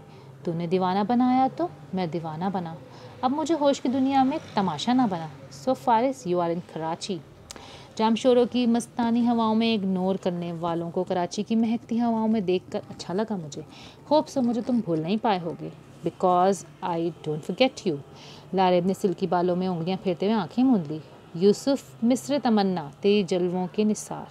मेरी बेदारियों को ख्वाब जुलेखा न बना। बंद आँखों के पीछे भी इस मखरूर शख्स का चेहरा समाया हुआ था। लारेब सच कह रही थी, वो उसे कभी भी नहीं भूल पाई थी। तेरी सूरत से नहीं मिलती किसी की सूरत, हम जहाँ में तेरी सूरत लिए फिरते हैं। ज़ौक़ बर्बादी दिल को भी न कर तू बर्बाद, दिल की उजड़ी हुई बिगड़ी हुई दुनिया न बना। वो फ़ारिस करीम को भुला नहीं सकती थी, क्योंकि वो शख्स लारेब असद की पहली मोहब्बत था। तूने दीवाना बनाया तो मैं दीवाना बना, अब मुझे होश की दुनिया में तमाशा ना बना। और उसे ठुकराने और नज़रअंदाज करने वाला पहला आखिरी मर्द वही था, वरना इसको रद्द करने की ज़रूरत तो आज तक किसी ने नहीं की थी, चाहे वो ज़रून अब्बास अब इबाद हो या कोई और, जिसे फ़ारिस की वजह से एक अरसे तक वो खुद रद्द करती आई थी। आबदा परवीन की दिलकश दुहाई लारेब सुमरों को अपने लब कुचलने पर मजबूर कर गई थी। ज़िंदगी मसली हुई एक तस्वीर है और मंजर भी बहुत उजड़ा हुआ। ये शेर एक स्ट्रीट चाइल्ड जो सुबह सवेरे कूड़े के ढेर से अपने रिस्क का तलाश करने में मगन था कि तस्वीर के साथ 6 मिनट कबल ही अलिफ में पोस्ट किया गया था। वो जो नाइट ड्यूटी भुगताने के बाद ड्राइविंग करने के दौरान FB पर लॉगिन हुई थी। तन्हा चांद की ताज़ा पोस्ट देखकर बेसाख्ता अपने लब भींच लिया। आज तो तुम्हारी वो क्लास लूँगी मिस्टर कि तन्हा चांद के बजाय अपना नाम बदल के नन्हा चांद रख दोगे। वो अहद करती मैदान में कूदी थी और दूसरे ही पल पोस्ट पर अपनी तनकीदी कमेंट्स लिख डाले। लाखों में बिक गई वो तस्वीर जिसमें बच्चा था रोटी के लिए बिलखता हुआ। बेसबब थी आपकी बेचैनियाँ, बेसबबी आपका चर्चा हुआ। मुझे तासुफ़ है आप जैसे लोगों की फितरत पर, जो महज ख़ुद को हसास दिल हीरो ज़ाहिर करने की खातिर दूसरों के दुखों की नुमाइश करने से नहीं चूकते। चांडो की मुराद ने अपनी भड़ास निकाली थी और वो नहीं जानती थी कि आज जॉगिंग के दौरान अपने रहायशी एरिया से कुछ दूर निकल कर आने पर तन्हा चांद ने तस्वीर किस कदर बोझल दिल के साथ ली थी। What do you mean miss Chando की, क्या मतलब है आपकी बात का? वो जो अपने महल नुमा घर के गेट से अंदर दाखिल हो रहा था, अपनी इस दर्दनाक पोस्ट पर ऐसे दिल जलाने वाले कमेंट्स पढ़ते हुए वो चेहरे पर शिकनों का जाल बुनने से नहीं रोक पाया। मतलब ये कि हमारे बजाय इस मासूम फरिश्ते को दो वक्त खाना मुहैया करने के आप अगर इस तस्वीर को FB पर अपलोड कर देंगे तो वो मासूम कोई लखपति नहीं बन जाएगा। So simple. गम की तशहीर करने के बजाय हम सबको मिलकर इन मसाइल से निजात का हल ढूंढना चाहिए। आयत अपने दिल ठंडा करने के बाद आराम से लॉग आउट हो गई। जब अपने घर के वसी व अरीज पोर्चवे को क्रॉस करते तन्हा चांद के दोनों कानों की लोएं सुर्ख पड़ चुकी थीं। वो तो जूते को रुमाल में लपेट कर इसकी जानिब उछाल गई थी। वाइट जॉगिंग सूट में मलबूस वो वजीह शख्स अपना लब काट के रह गया कि जो भी था कह तो सच ही गई थी। वाकई इंसानियत का तकाजा तो यही होना चाहिए था कि वो इस भूखे बच्चे को कचरे के ढेर पर से उठाकर इसके नाश्ते का बंदोबस्त कर देता, ना कि इसकी भूख की तशहीर करने की खातिर इसकी तस्वीर को सोशल मीडिया पर अपलोड कर देता। I am wrong. वहीं खड़े खड़े इसने अपने गलत रवैये पर नदामत महसूस किया। जब गलती अपनी हो तो उसे सुधारना भी हमने ही होता है। वो भी अपनी गलती सुधारने का फ़ैसला कर चुका था। Be brave girl. ये मैं क्या सुन रही हूँ? डिनर के बाद वो अपने कमरे में आई जब हिना की कॉल व्हाट्सएप पर आ गई। क्या सुन रही हो? आयत ने अनजान बनकर पूछा। तुमने डाकुओं को भगाया माई स्वीट हार्ट? यानी? रहने दो हनी, मैंने कोई कारनामा अंजाम नहीं दिया, बल्कि वो दोनों थे ही बुज़दिल। वेल तुम सुनाओ, कल नाइट ड्यूटी है ना तुम्हारी? इसने सलीके के साथ मौजू बदला।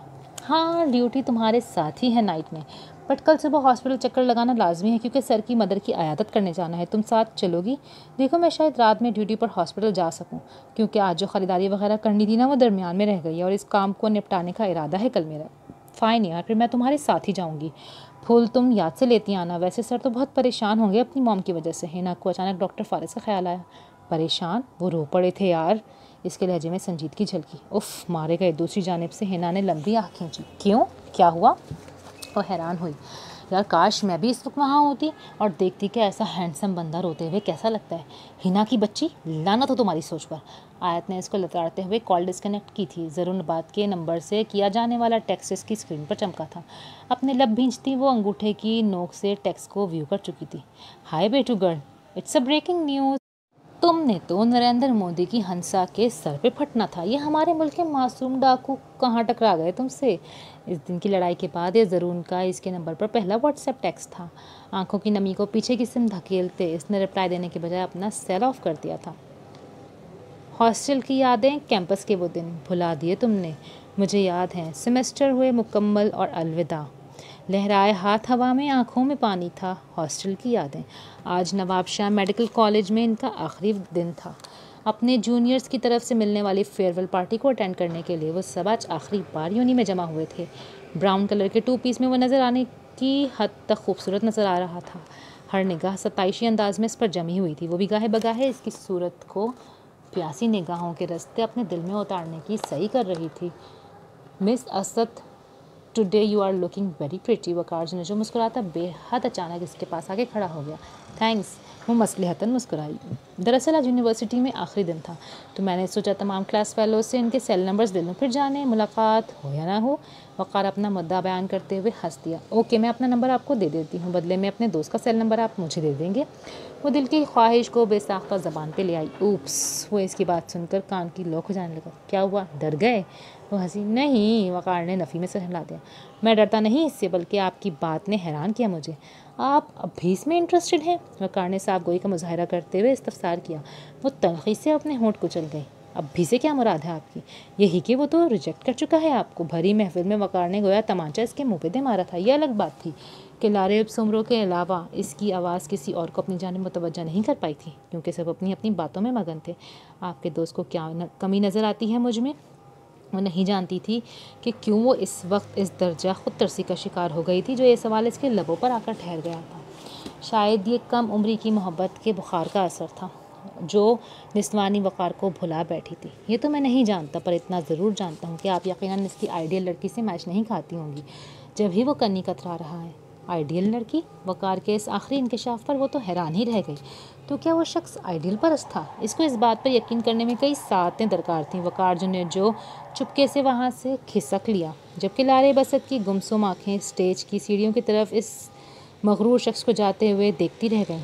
आँखों में बसा लेते हैं रूठे हुए मंजर, जाते हुए लोगों को पुकारा नहीं करते। आज तुम हॉस्पिटल नहीं जा रही? नाश्ते की टेबल पर आम से वली में बैठा पाकर असद साहब ने एक प्यारी सी निगाह अपनी बेटी पर डाली थी। यस डैड, एक्चुअली मैंने हॉस्पिटल से रिज़ाइन दे दिया है। ब्लैक ट्राउज़र्स पर रेड टॉप पहने इस लड़की ने मेज़ के गिर्द बैठे तमाम अफराद को अपनी जानिब देखने पर मजबूर कर दिया। इस वक्त सोमरो हाउस के तमाम अफराद ही नाश्ते की मेज़ पर मौजूद थे। ये मैं क्या सुन रहा हूँ? हमारी बेटी ने लियाकत नेशनल से रिज़ाइन कर दिया। असद सोमरो के बजाय इस बार इबाद साहब से मुखातिब थे। इन्हें हैरत ही इतनी हुई थी कि इस रिज़ाइन के देने का सुनकर वो चौंक पड़े थे, क्योंकि बड़े बाबा को अच्छी तरह से याद था कि यह जॉब इसकी ज़िद थी और इस ज़िद को पूरा करने की खातिर इबाद सुमरो को अपनी एक डॉक्टर दोस्त का एहसान भी उठाना पड़ा था और उन्होंने लियाकत नेशनल में लारेब के लिए सिफारिशी जॉब का बंदोबस्त कर डाला था। मगर आज वो कह रही थी कि जॉब से रिज़ाइन कर दिया है। वेरी सॉरी बड़े अपा, दरअसल मैं वहाँ की लगी बंदी रूटीन से बोर हो गई थी। बट यू डोंट वरी, इस मरतबा आपको मेरे लिए किसी से सिफारिश करने की ज़रूरत नहीं पड़ेगी, क्योंकि मसीहा करीम में फ़ीमेल डॉक्टर्स के लिए अच्छी खासी वैकेंसीज़ मौजूद हैं। सो मैंने वहाँ जॉब के लिए अप्लाई कर दिया है। अपने लिए टोस्ट पर चिकन स्प्रेड लगाती आयत लारेब की तिला पर इसका चेहरा देख के रह गई। इसके तो फरिश्तों को बिल नहीं था कि लारेब मसीहा करीम में जॉब करने का इरादा रखती है। लारेब, ये क्या कर रही हो तुम? मसीहा करीम में जॉब यानी इस पेटू गर्ल के उताब को हमेशा के लिए अपनी सर ले लेना। इसकी गलतियों पर सीनियर्स की तरफ से पड़ने वाली डांट तुम्हें खानी पड़ेगी और तुम्हारे हिस्से का लंच आइटम ये खा जाएगी। अभी अभी वहाँ आकर बैठे ज़रून के लहजे में लारेब के लिए फ़िक्रमंदी छलक रही थी। जब इसके इस आखिरी शगुफे पर सभी एक साथ हंस दिए थे सिवाय आयत के। इसने अपना सर झुका लिया था, मुस्कुराहट छुपाने के लिए नहीं बल्कि अपने आंखों में आई नमी छुपाने की खातिर। जाने क्या बात थी, लारेब और ज़रून दोनों ही से इसको मोहब्बत थी, मगर जब लारेब उसे कोई तकलीफ़ पहुंचाती तो हमारे बेबसी की आयत मुस्कुरा दिया करती, पर जब ज़रूर बात इसकी जानिब तंज का पत्थर उछालता तो सुनहरी आँखें नमी समेट लाती। और ऐसा क्यों होता था वो इसकी वजह आज तक नहीं जान पाई थी। रात के जहर से रसीले हैं, सुबह के होंठ कितने पीले हैं, दस्ते खुशबू करे मसीहाई, नाखून गुल ने ज़ख्म छीले हैं। तेरे बेरुखी से जाना बंधा था अहद बोदा, तू कभी नहीं तोड़ सकता था अगर इस्तवार होता। कोयटा ग्लैडिएटर्स के हाथों फाइनल में पेशावर ज़ल्मी को अफसोसनाक शिकस्त का सामना। पेशावर ज़ल्मी की फ़तह की खुशबू को कराची की फ़ज़ाओं में महसूस करने वालों के साथ मुझे हमदर्दी है। मुस्कुराहट वाले इमोजी के साथ तन्हा चांद की इस पोस्ट को देखकर इसका बस नहीं चल रहा था कि आज इस शख्स का हशर नशर कर देती। वो अच्छी तरह जान गई थी कि ये चोट इस पर की गई थी, क्योंकि मैच शुरू होने वाले से फ़कत 2 मिनट कबल ही 8:30 बजे के करीब चांडोकी ने अलिफ में डैरिन की पिक्चर के साथ पेशावर ज़ल्मी की फ़तह की खुशबू को मैं आज कराची की फ़िज़ाओं में उड़ता हुआ और उड़ान भरता हुआ महसूस कर रही हूँ। लव यू सैमी का स्टेटस पोस्ट किया गया था। मिस्टर, जीत तो कोयटा ग्लैडिएटर की हुई है, फिर आपके बंदर की तरह उछल रहे हैं। हर लिहाज को बालाए ताकत रखती वो आज अपनी पूरी ताकत के साथ मैदान में उतरी थी। अजी कमाल करती हैं आप। उछल तो आज कराची नेशनल स्टेडियम में पूरा पेशावर ज़ल्मी के प्लेयर रहे थे, आपने तो देखा ही नहीं। कोयटा ग्लैडिएटर्स के खिलाड़ियों ने कैच आउट करके इसकी विकेट की वाट लगा दी थी और वो आपके मौसूम डैरिन महज 18 रन बनाकर ही ढेर हो गए। So sad. लगता है आपके लव यू का उल्टा असर हो गया था आज उन पर। बाकायदा दांत निकालते वाले आइकन के साथ तन्हा चांद ने रिप्लाई दिया तो वो अपने नाखून चबाने पर मजबूर हो गई। डैरिन खेले या ना खेले, वो जीते या हारे, वो फिर भी हमारे दिलों में है और रहेगा। We are always love him. So इनके रन्स न बनाने का गम, आप अपने वज़न को ना घटाएं तो बेहतर होगा वो लिखे बिना ना रह सकें। अपने कैबिन के रिवॉल्विंग चेयर पर आरामदेह हालत में नींद दराज वो इसके तीखे कमेंट्स पढ़ते हुए मुस्कुराहट को अपने लबों पर आने से नहीं रोक पा रहा था। ग्रुप के बाकी मेंबर्स भी इसकी पोस्ट पर अपने अपने कमेंट्स अपडेट करने में मसरूफ़ थे, मगर तन्हा चांद की मुस्कुराती निगाहें सिर्फ चांडो की आखिरी लफ्ज़ों पर जमी थी, जिसमें इसने तन्हा चांद को अपना वज़न न घटाने का मशवरा दिया था। लारेब ने बड़े पापा से ठीक ही कहा था। कई मसीहा गरी में फ़ीमेल डॉक्टर्स के लिए वैकेंसी मौजूद थी, सो लारेब को बेहद आसानी से वहाँ जॉब मिल गई थी। इसका ज्वाइनिंग लेटर आ गया था और कल से इसको मसीहा गरी को ज्वाइन करना था। दूसरी तरफ आयत को लारेब के वहाँ आमद से कोई प्रॉब्लम नहीं थी। वो कौन सा पहले इस हॉस्पिटल में कोई बेहद मकबूल थी जो लारेब के वहाँ आने पर उससे शोहरत में कोई कमी आ जाती। सो रावी चैन ही चैन लिखता था और वो नहीं जानती थी कि चैन ही था जो लारेब की दस्तरस में नहीं था। हॉस्पिटल जाने से एक रोज़ कबल इसने बाकायदा पार्लर जाकर अपने चेहरे का फेशियल ट्रीटमेंट करवाया था। मैनीक्योर पेडिक्योर अलग से करवाया। इससे पहले वो पूरा हफ्ता भर अपने लिए कीमती मलबूसात जूतों की ख़रीदारी करती रही थी। इसका बस नहीं चल रहा था कि जाने मसीहा करीम ज्वाइन करने से कबल ख़ुद को कैसे क्या बना लेती। वो बस इतना चाहती थी कि जब वो अपना पूर चमका कर इसके सामने जाए तो उसे देखकर इस शख्स की आँखें चुंधिया जाएँ, मगर जब वो इस शख्स के सामने गई तो सब कुछ इसकी ख्वाहिश के बरक्स हुआ था। वो उसे देखकर चौंका था न ठटका था, बल्कि लारेब सुमरो इसको अपने रूबरू पाकर सांस लेना भूल गई थी, क्योंकि गुजरे इन चंद सालों में फ़ारिस करीम लाखों की पर्सनालिटी मज़ीद चार्मिंग हो गई थी। सिया पैंट शर्ट में मलबूस वो बेहद ग्रेसफुल लग रहा था। वो बस इसको देखती रह गई। डॉक्टर लारेब, वेलकम टू मसीहा करीम। आपको ज्वाइनिंग लेटर व्हाट्सएप करते हुए मैंने सोचा नहीं था कि आप वही लारेब सुमरो निकल आएंगे जो कभी नवाबशाह मेडिकल कॉलेज में हमारी क्लास वॉलियर रह चुकी हैं। इसको वहाँ देखकर वकार जुनेजो ने खुशदिली का इजहार किया और बाद में इस पुराने ताल्लुक़ के हवाले को इसने डॉक्टर फ़ारिस लाखों के साथ मुतारिफ़ करवाते हुए दोहरा डाला था। फ़ारिस करीम की मदर की तबीयत ख़राब थी और वो मसीहा करीम में एडमिट थी। लारेब को आज हॉस्पिटल जाकर सबसे पहले इनकी अयादत करनी थी, सो यही वजह थी कि वो आज बहुत दिल लगा के तैयार हुई थी। मगर हॉस्पिटल पहुंचकर इसका मूड ऑफ हो गया था, क्योंकि इतना दिल लगाकर वो जिस शख्स के लिए इस कदर तैयार होकर आई थी वो लारेब के आने से महज 1 घंटा पहले ही हॉस्पिटल से निकलकर अपने घर आराम करने के लिए रवाना हो चुका था। सर तो जाना नहीं चाहते थे, लेकिन बड़े सर ने ज़बरदस्ती इनको ये कह के भेज दिया कि कल शाम से आप हॉस्पिटल में होंगे। तमाम रात जागते भी रहे हैं, कुछ देर घर जाके आराम कर लीजिए जब तक मैं इधर ही हूँ। हाँ, इसे कहते हैं अरमानों पे ओस पड़ना। डॉक्टर अरीशा के मुंह से तमाम तफसील सुनकर वो अपना सा मुँह लेके रह गई। Faris, meet, she is doctor Lareb Asad. तुम्हें याद होगा नवाबशाह मेडिकल कॉलेज में ये हमारी क्लास फेलो रह चुकी हैं। हाँ शायद। डॉक्टर वकार के तारीफ़ करवाने पर इसने अपने हाथ में थामे सेल की स्क्रीन पर से नज़रें हटाई थी और सर झुकाकर कुछ फासले पर खड़ी हस्ती की जाने मुतवज्जह होते हुए नॉर्मल लहजे में गोया हुआ। Glad to meet you doctor, hope so आपको मसीहा करीम को ज्वाइन करके अच्छा लगेगा।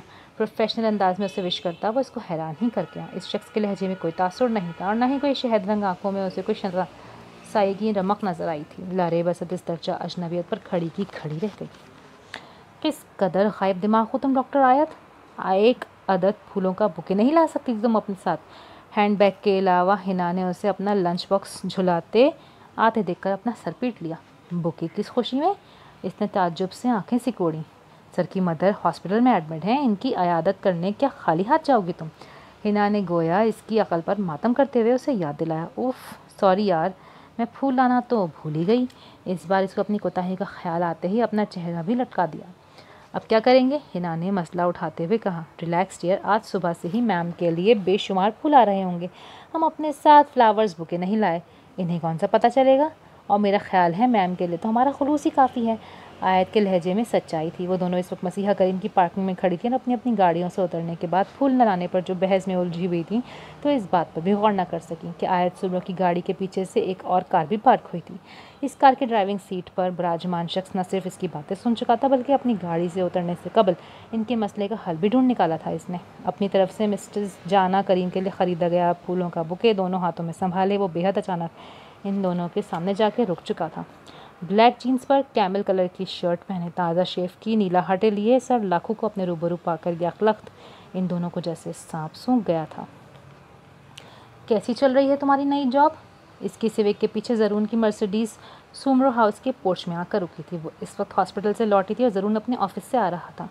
ज़रून ने बात जिसको बचपन में पायलट बनने का जुनून था, मगर एयरफोर्स ज्वाइन करने के लिए तमाम टेस्ट पास करने के बावजूद वो मेडिकल टेस्ट में फ़ेल हो गया था। इसकी आई साइट वीक थी, सो इसने अपने जुनून में नाकाम होने के बाद पापा का बाजू बनने की ठान ली थी और अपना ख़ानदानी कारोबार संभाल लिया था। ठीक ही चल रही है। वो दोनों अपनी अपनी गाड़ियों से उतरने के साथ साथ चलने लगे। ठीक ही चल रही है? खैरियत? इतनी बेजारी? वो इसका सुता हुआ चेहरा देखकर ठटक गया। आज बहुत थक गई हूँ ज़रूर। दफ़तन इसके लहजे को कंपोज करते हुए इसने बददिक्कत मुस्कुराकर बात करने की कोशिश की। अब वो उसे क्या बताती कि मसीहा करीम को जिस संगदिल की खातिर वो ज्वाइन कर बैठी थी, 1.5 माह की जॉब में इसने एक बार भूल कर भी लारेब सुमरो को अपने करीब आने का मौका नहीं दिया था। यूँ तो हर जगह की तरह वो मसीहा करीम में भी छा चुकी थी। हर अगला बंदा आयत को रोक रोक कर लारेब की मिसालें पेश करने लगा था। आपकी कज़न कितनी प्यारी हैं, शी इज़ वेरी गॉर्जियस। आप भी इनकी तरह ख़ुद को मेंटेन रखा करें ना। डॉक्टर अरीशा, डॉक्टर आज़म, डॉक्टर सनिया इसके फ़ैन होकर रह गए थे, लेकिन लारेब फिर भी खुश नहीं थी, क्योंकि इस बार इसने मसीहा करीम आयत मुराद को हराने की खातिर ज्वाइन नहीं किया था, बल्कि अपना दिल आबाद करने के लिए वो वहाँ पर जॉब करने आई थी। वो जो किसी तौर आबाद होता नज़र ही नहीं आ रहा था, और आज तो सितमगर ने हद कर डाली थी। हुआ कुछ यूँ कि डॉक्टर फारिस को अचानक इमरजेंसी में एक बहुत अहम ऑपरेशन करना पड़ गया था, और इनके असिस्टेंट के तौर पर काम करने वाली डॉक्टर अरीशा अपनी शादी की डेट फिक्स होने के बाद लीव पर थी। सो सिस्टर हिरा के तवसुत से लारेब को असिस्टेंट के फ़राइज़ अंजाम देने के लिए आज तलब कर लिया गया था। ओह हेलो सर, कैसे हैं आप? अपनी रुकी सांस बहाल करने के लिए सबसे पहले हिना को ही इसको विश करने का ख्याल आया। आखिर वो मसीहा करीम के ओनर थे। Hello doctor, fine, any problem? बारी बारी इन दोनों के चेहरे के तासुरात का जायज़ा लेते हुए इस्तफसार किया गया। नथिंग सर, थैंक यू, फंसी फंसी आवाज़ में हिना के हलक से बरामद हुआ। Sure doctor, I guess it's your problem solution. मेरा अंदाज़ा है आपके मसले का हल है ये। सुर्ख और सफ़ेद गुलाबों का महकता बुके सर ने अचानक हिना की सिमत बढ़ाया था। वो दोनों एक दूसरे की सूरत देख के रह गए। इसका मतलब सर इनकी तमाम बातें सुन चुके थे। सॉरी सर, ढीठ बन के हिना ने नासमझी का मुजाहरा करते हुए आफियत जानी। कमाल है, आपको इन फूलों की ज़रूरत नहीं? वो हैरान हुए। मेरा ख्याल है मेरी मॉम की आदत करने आप लोगों को खाली हाथ नहीं जाना चाहिए। बुके इसके हाथों में थमाते हुए पहली बार मुस्कुराए तो हिना की जान में जान आई। सर, फिर तो फूलों की ज़रूरत हम दोनों को है। आपका क्या ख्याल है, मैम के पास डॉक्टर आयत को खाली हाथ जाना चाहिए क्या? सर लाखों की शोखी को भांप कर हिना ने फैलने की कोशिश की, जबकि वाइट जीन्स की टाइट्स पर रेड लॉन्ग शर्ट पहने कुछ फासले पर खड़ी आयत को इसकी शोखी एक आंख नहीं भाई थी। मैं नहीं समझता कि इन्हें फूल अपने साथ ले जाने की ज़रूरत है। क्यों? आई से राइट ना डॉक्टर आयत? रुक कर इसकी आंखों में झांक कर उन्होंने पूछा था, और फिर इनकी अगली बात ने आयत के ऊपर घड़ों पानी गिरा दिया था, क्योंकि बकौल आपका तो खुलूस ही मेरी मॉम के लिए काफ़ी है। सुनहरी आंखों में झांक कर कहते हुए वो उसे आए बाएँ शाएँ करने पर मजबूर तो कर गए थे। अपने बेसब्रे कहके का गला घोंटने की कोशिश में हिना तो सुर्ख पड़ चुकी थी, जबकि अपनी बात कहने के बाद सर वहाँ रुके नहीं थे, और आयत इनकी चौड़ी पुश्त को घूर के रह गई थी। ड्रेस पैंट पर वाइट गोल्ड कफलिंग्स वाली क्लफ शुदा शर्ट में मलबूस सफ़ेद ओवरऑल लिए इस पत्थर के बुत को ऑपरेशन थिएटर में अपना मुंतज़िर पाकर इसका दिल धड़क उठा था।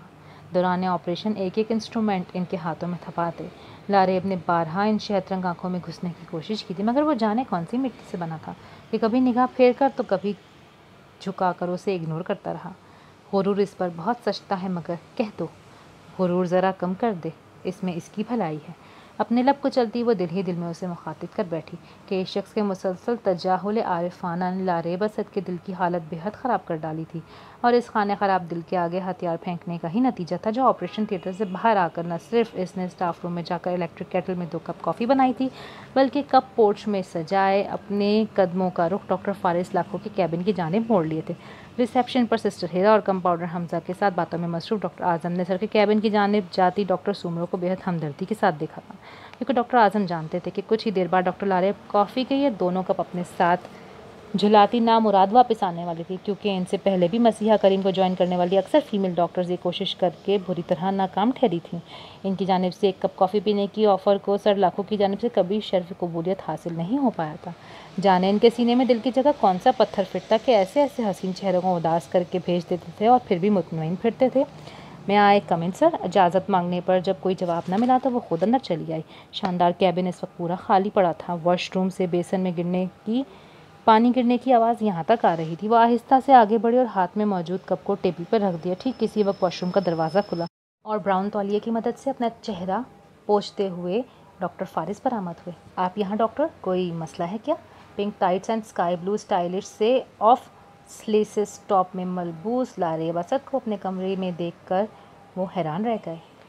No sir. सिल्की बालों की चंचल तहें अपने चेहरे से हटाती हुई वो एक अदा से मुस्कुराई। दरअसल मैंने सोचा 1.5 घंटे का ऑपरेशन हैंडल करने के बाद आप यकीनन इस वक्त खुद को टायर्ड फील कर रहे होंगे, सो ये कॉफ़ी। फ्रिज से कॉफ़ी का मग उठाती हुई इनकी सिमत अपने कदम बढ़ा गई और करीब आते हुए लारेब की सताइशी नज़रें इस शख्स की चौड़ी पेशानी से चिपके और गीले पफ पर से जाने क्यों नज़र नहीं हटा पाई, और वही लम्हा बेखुदी का साबित हुआ।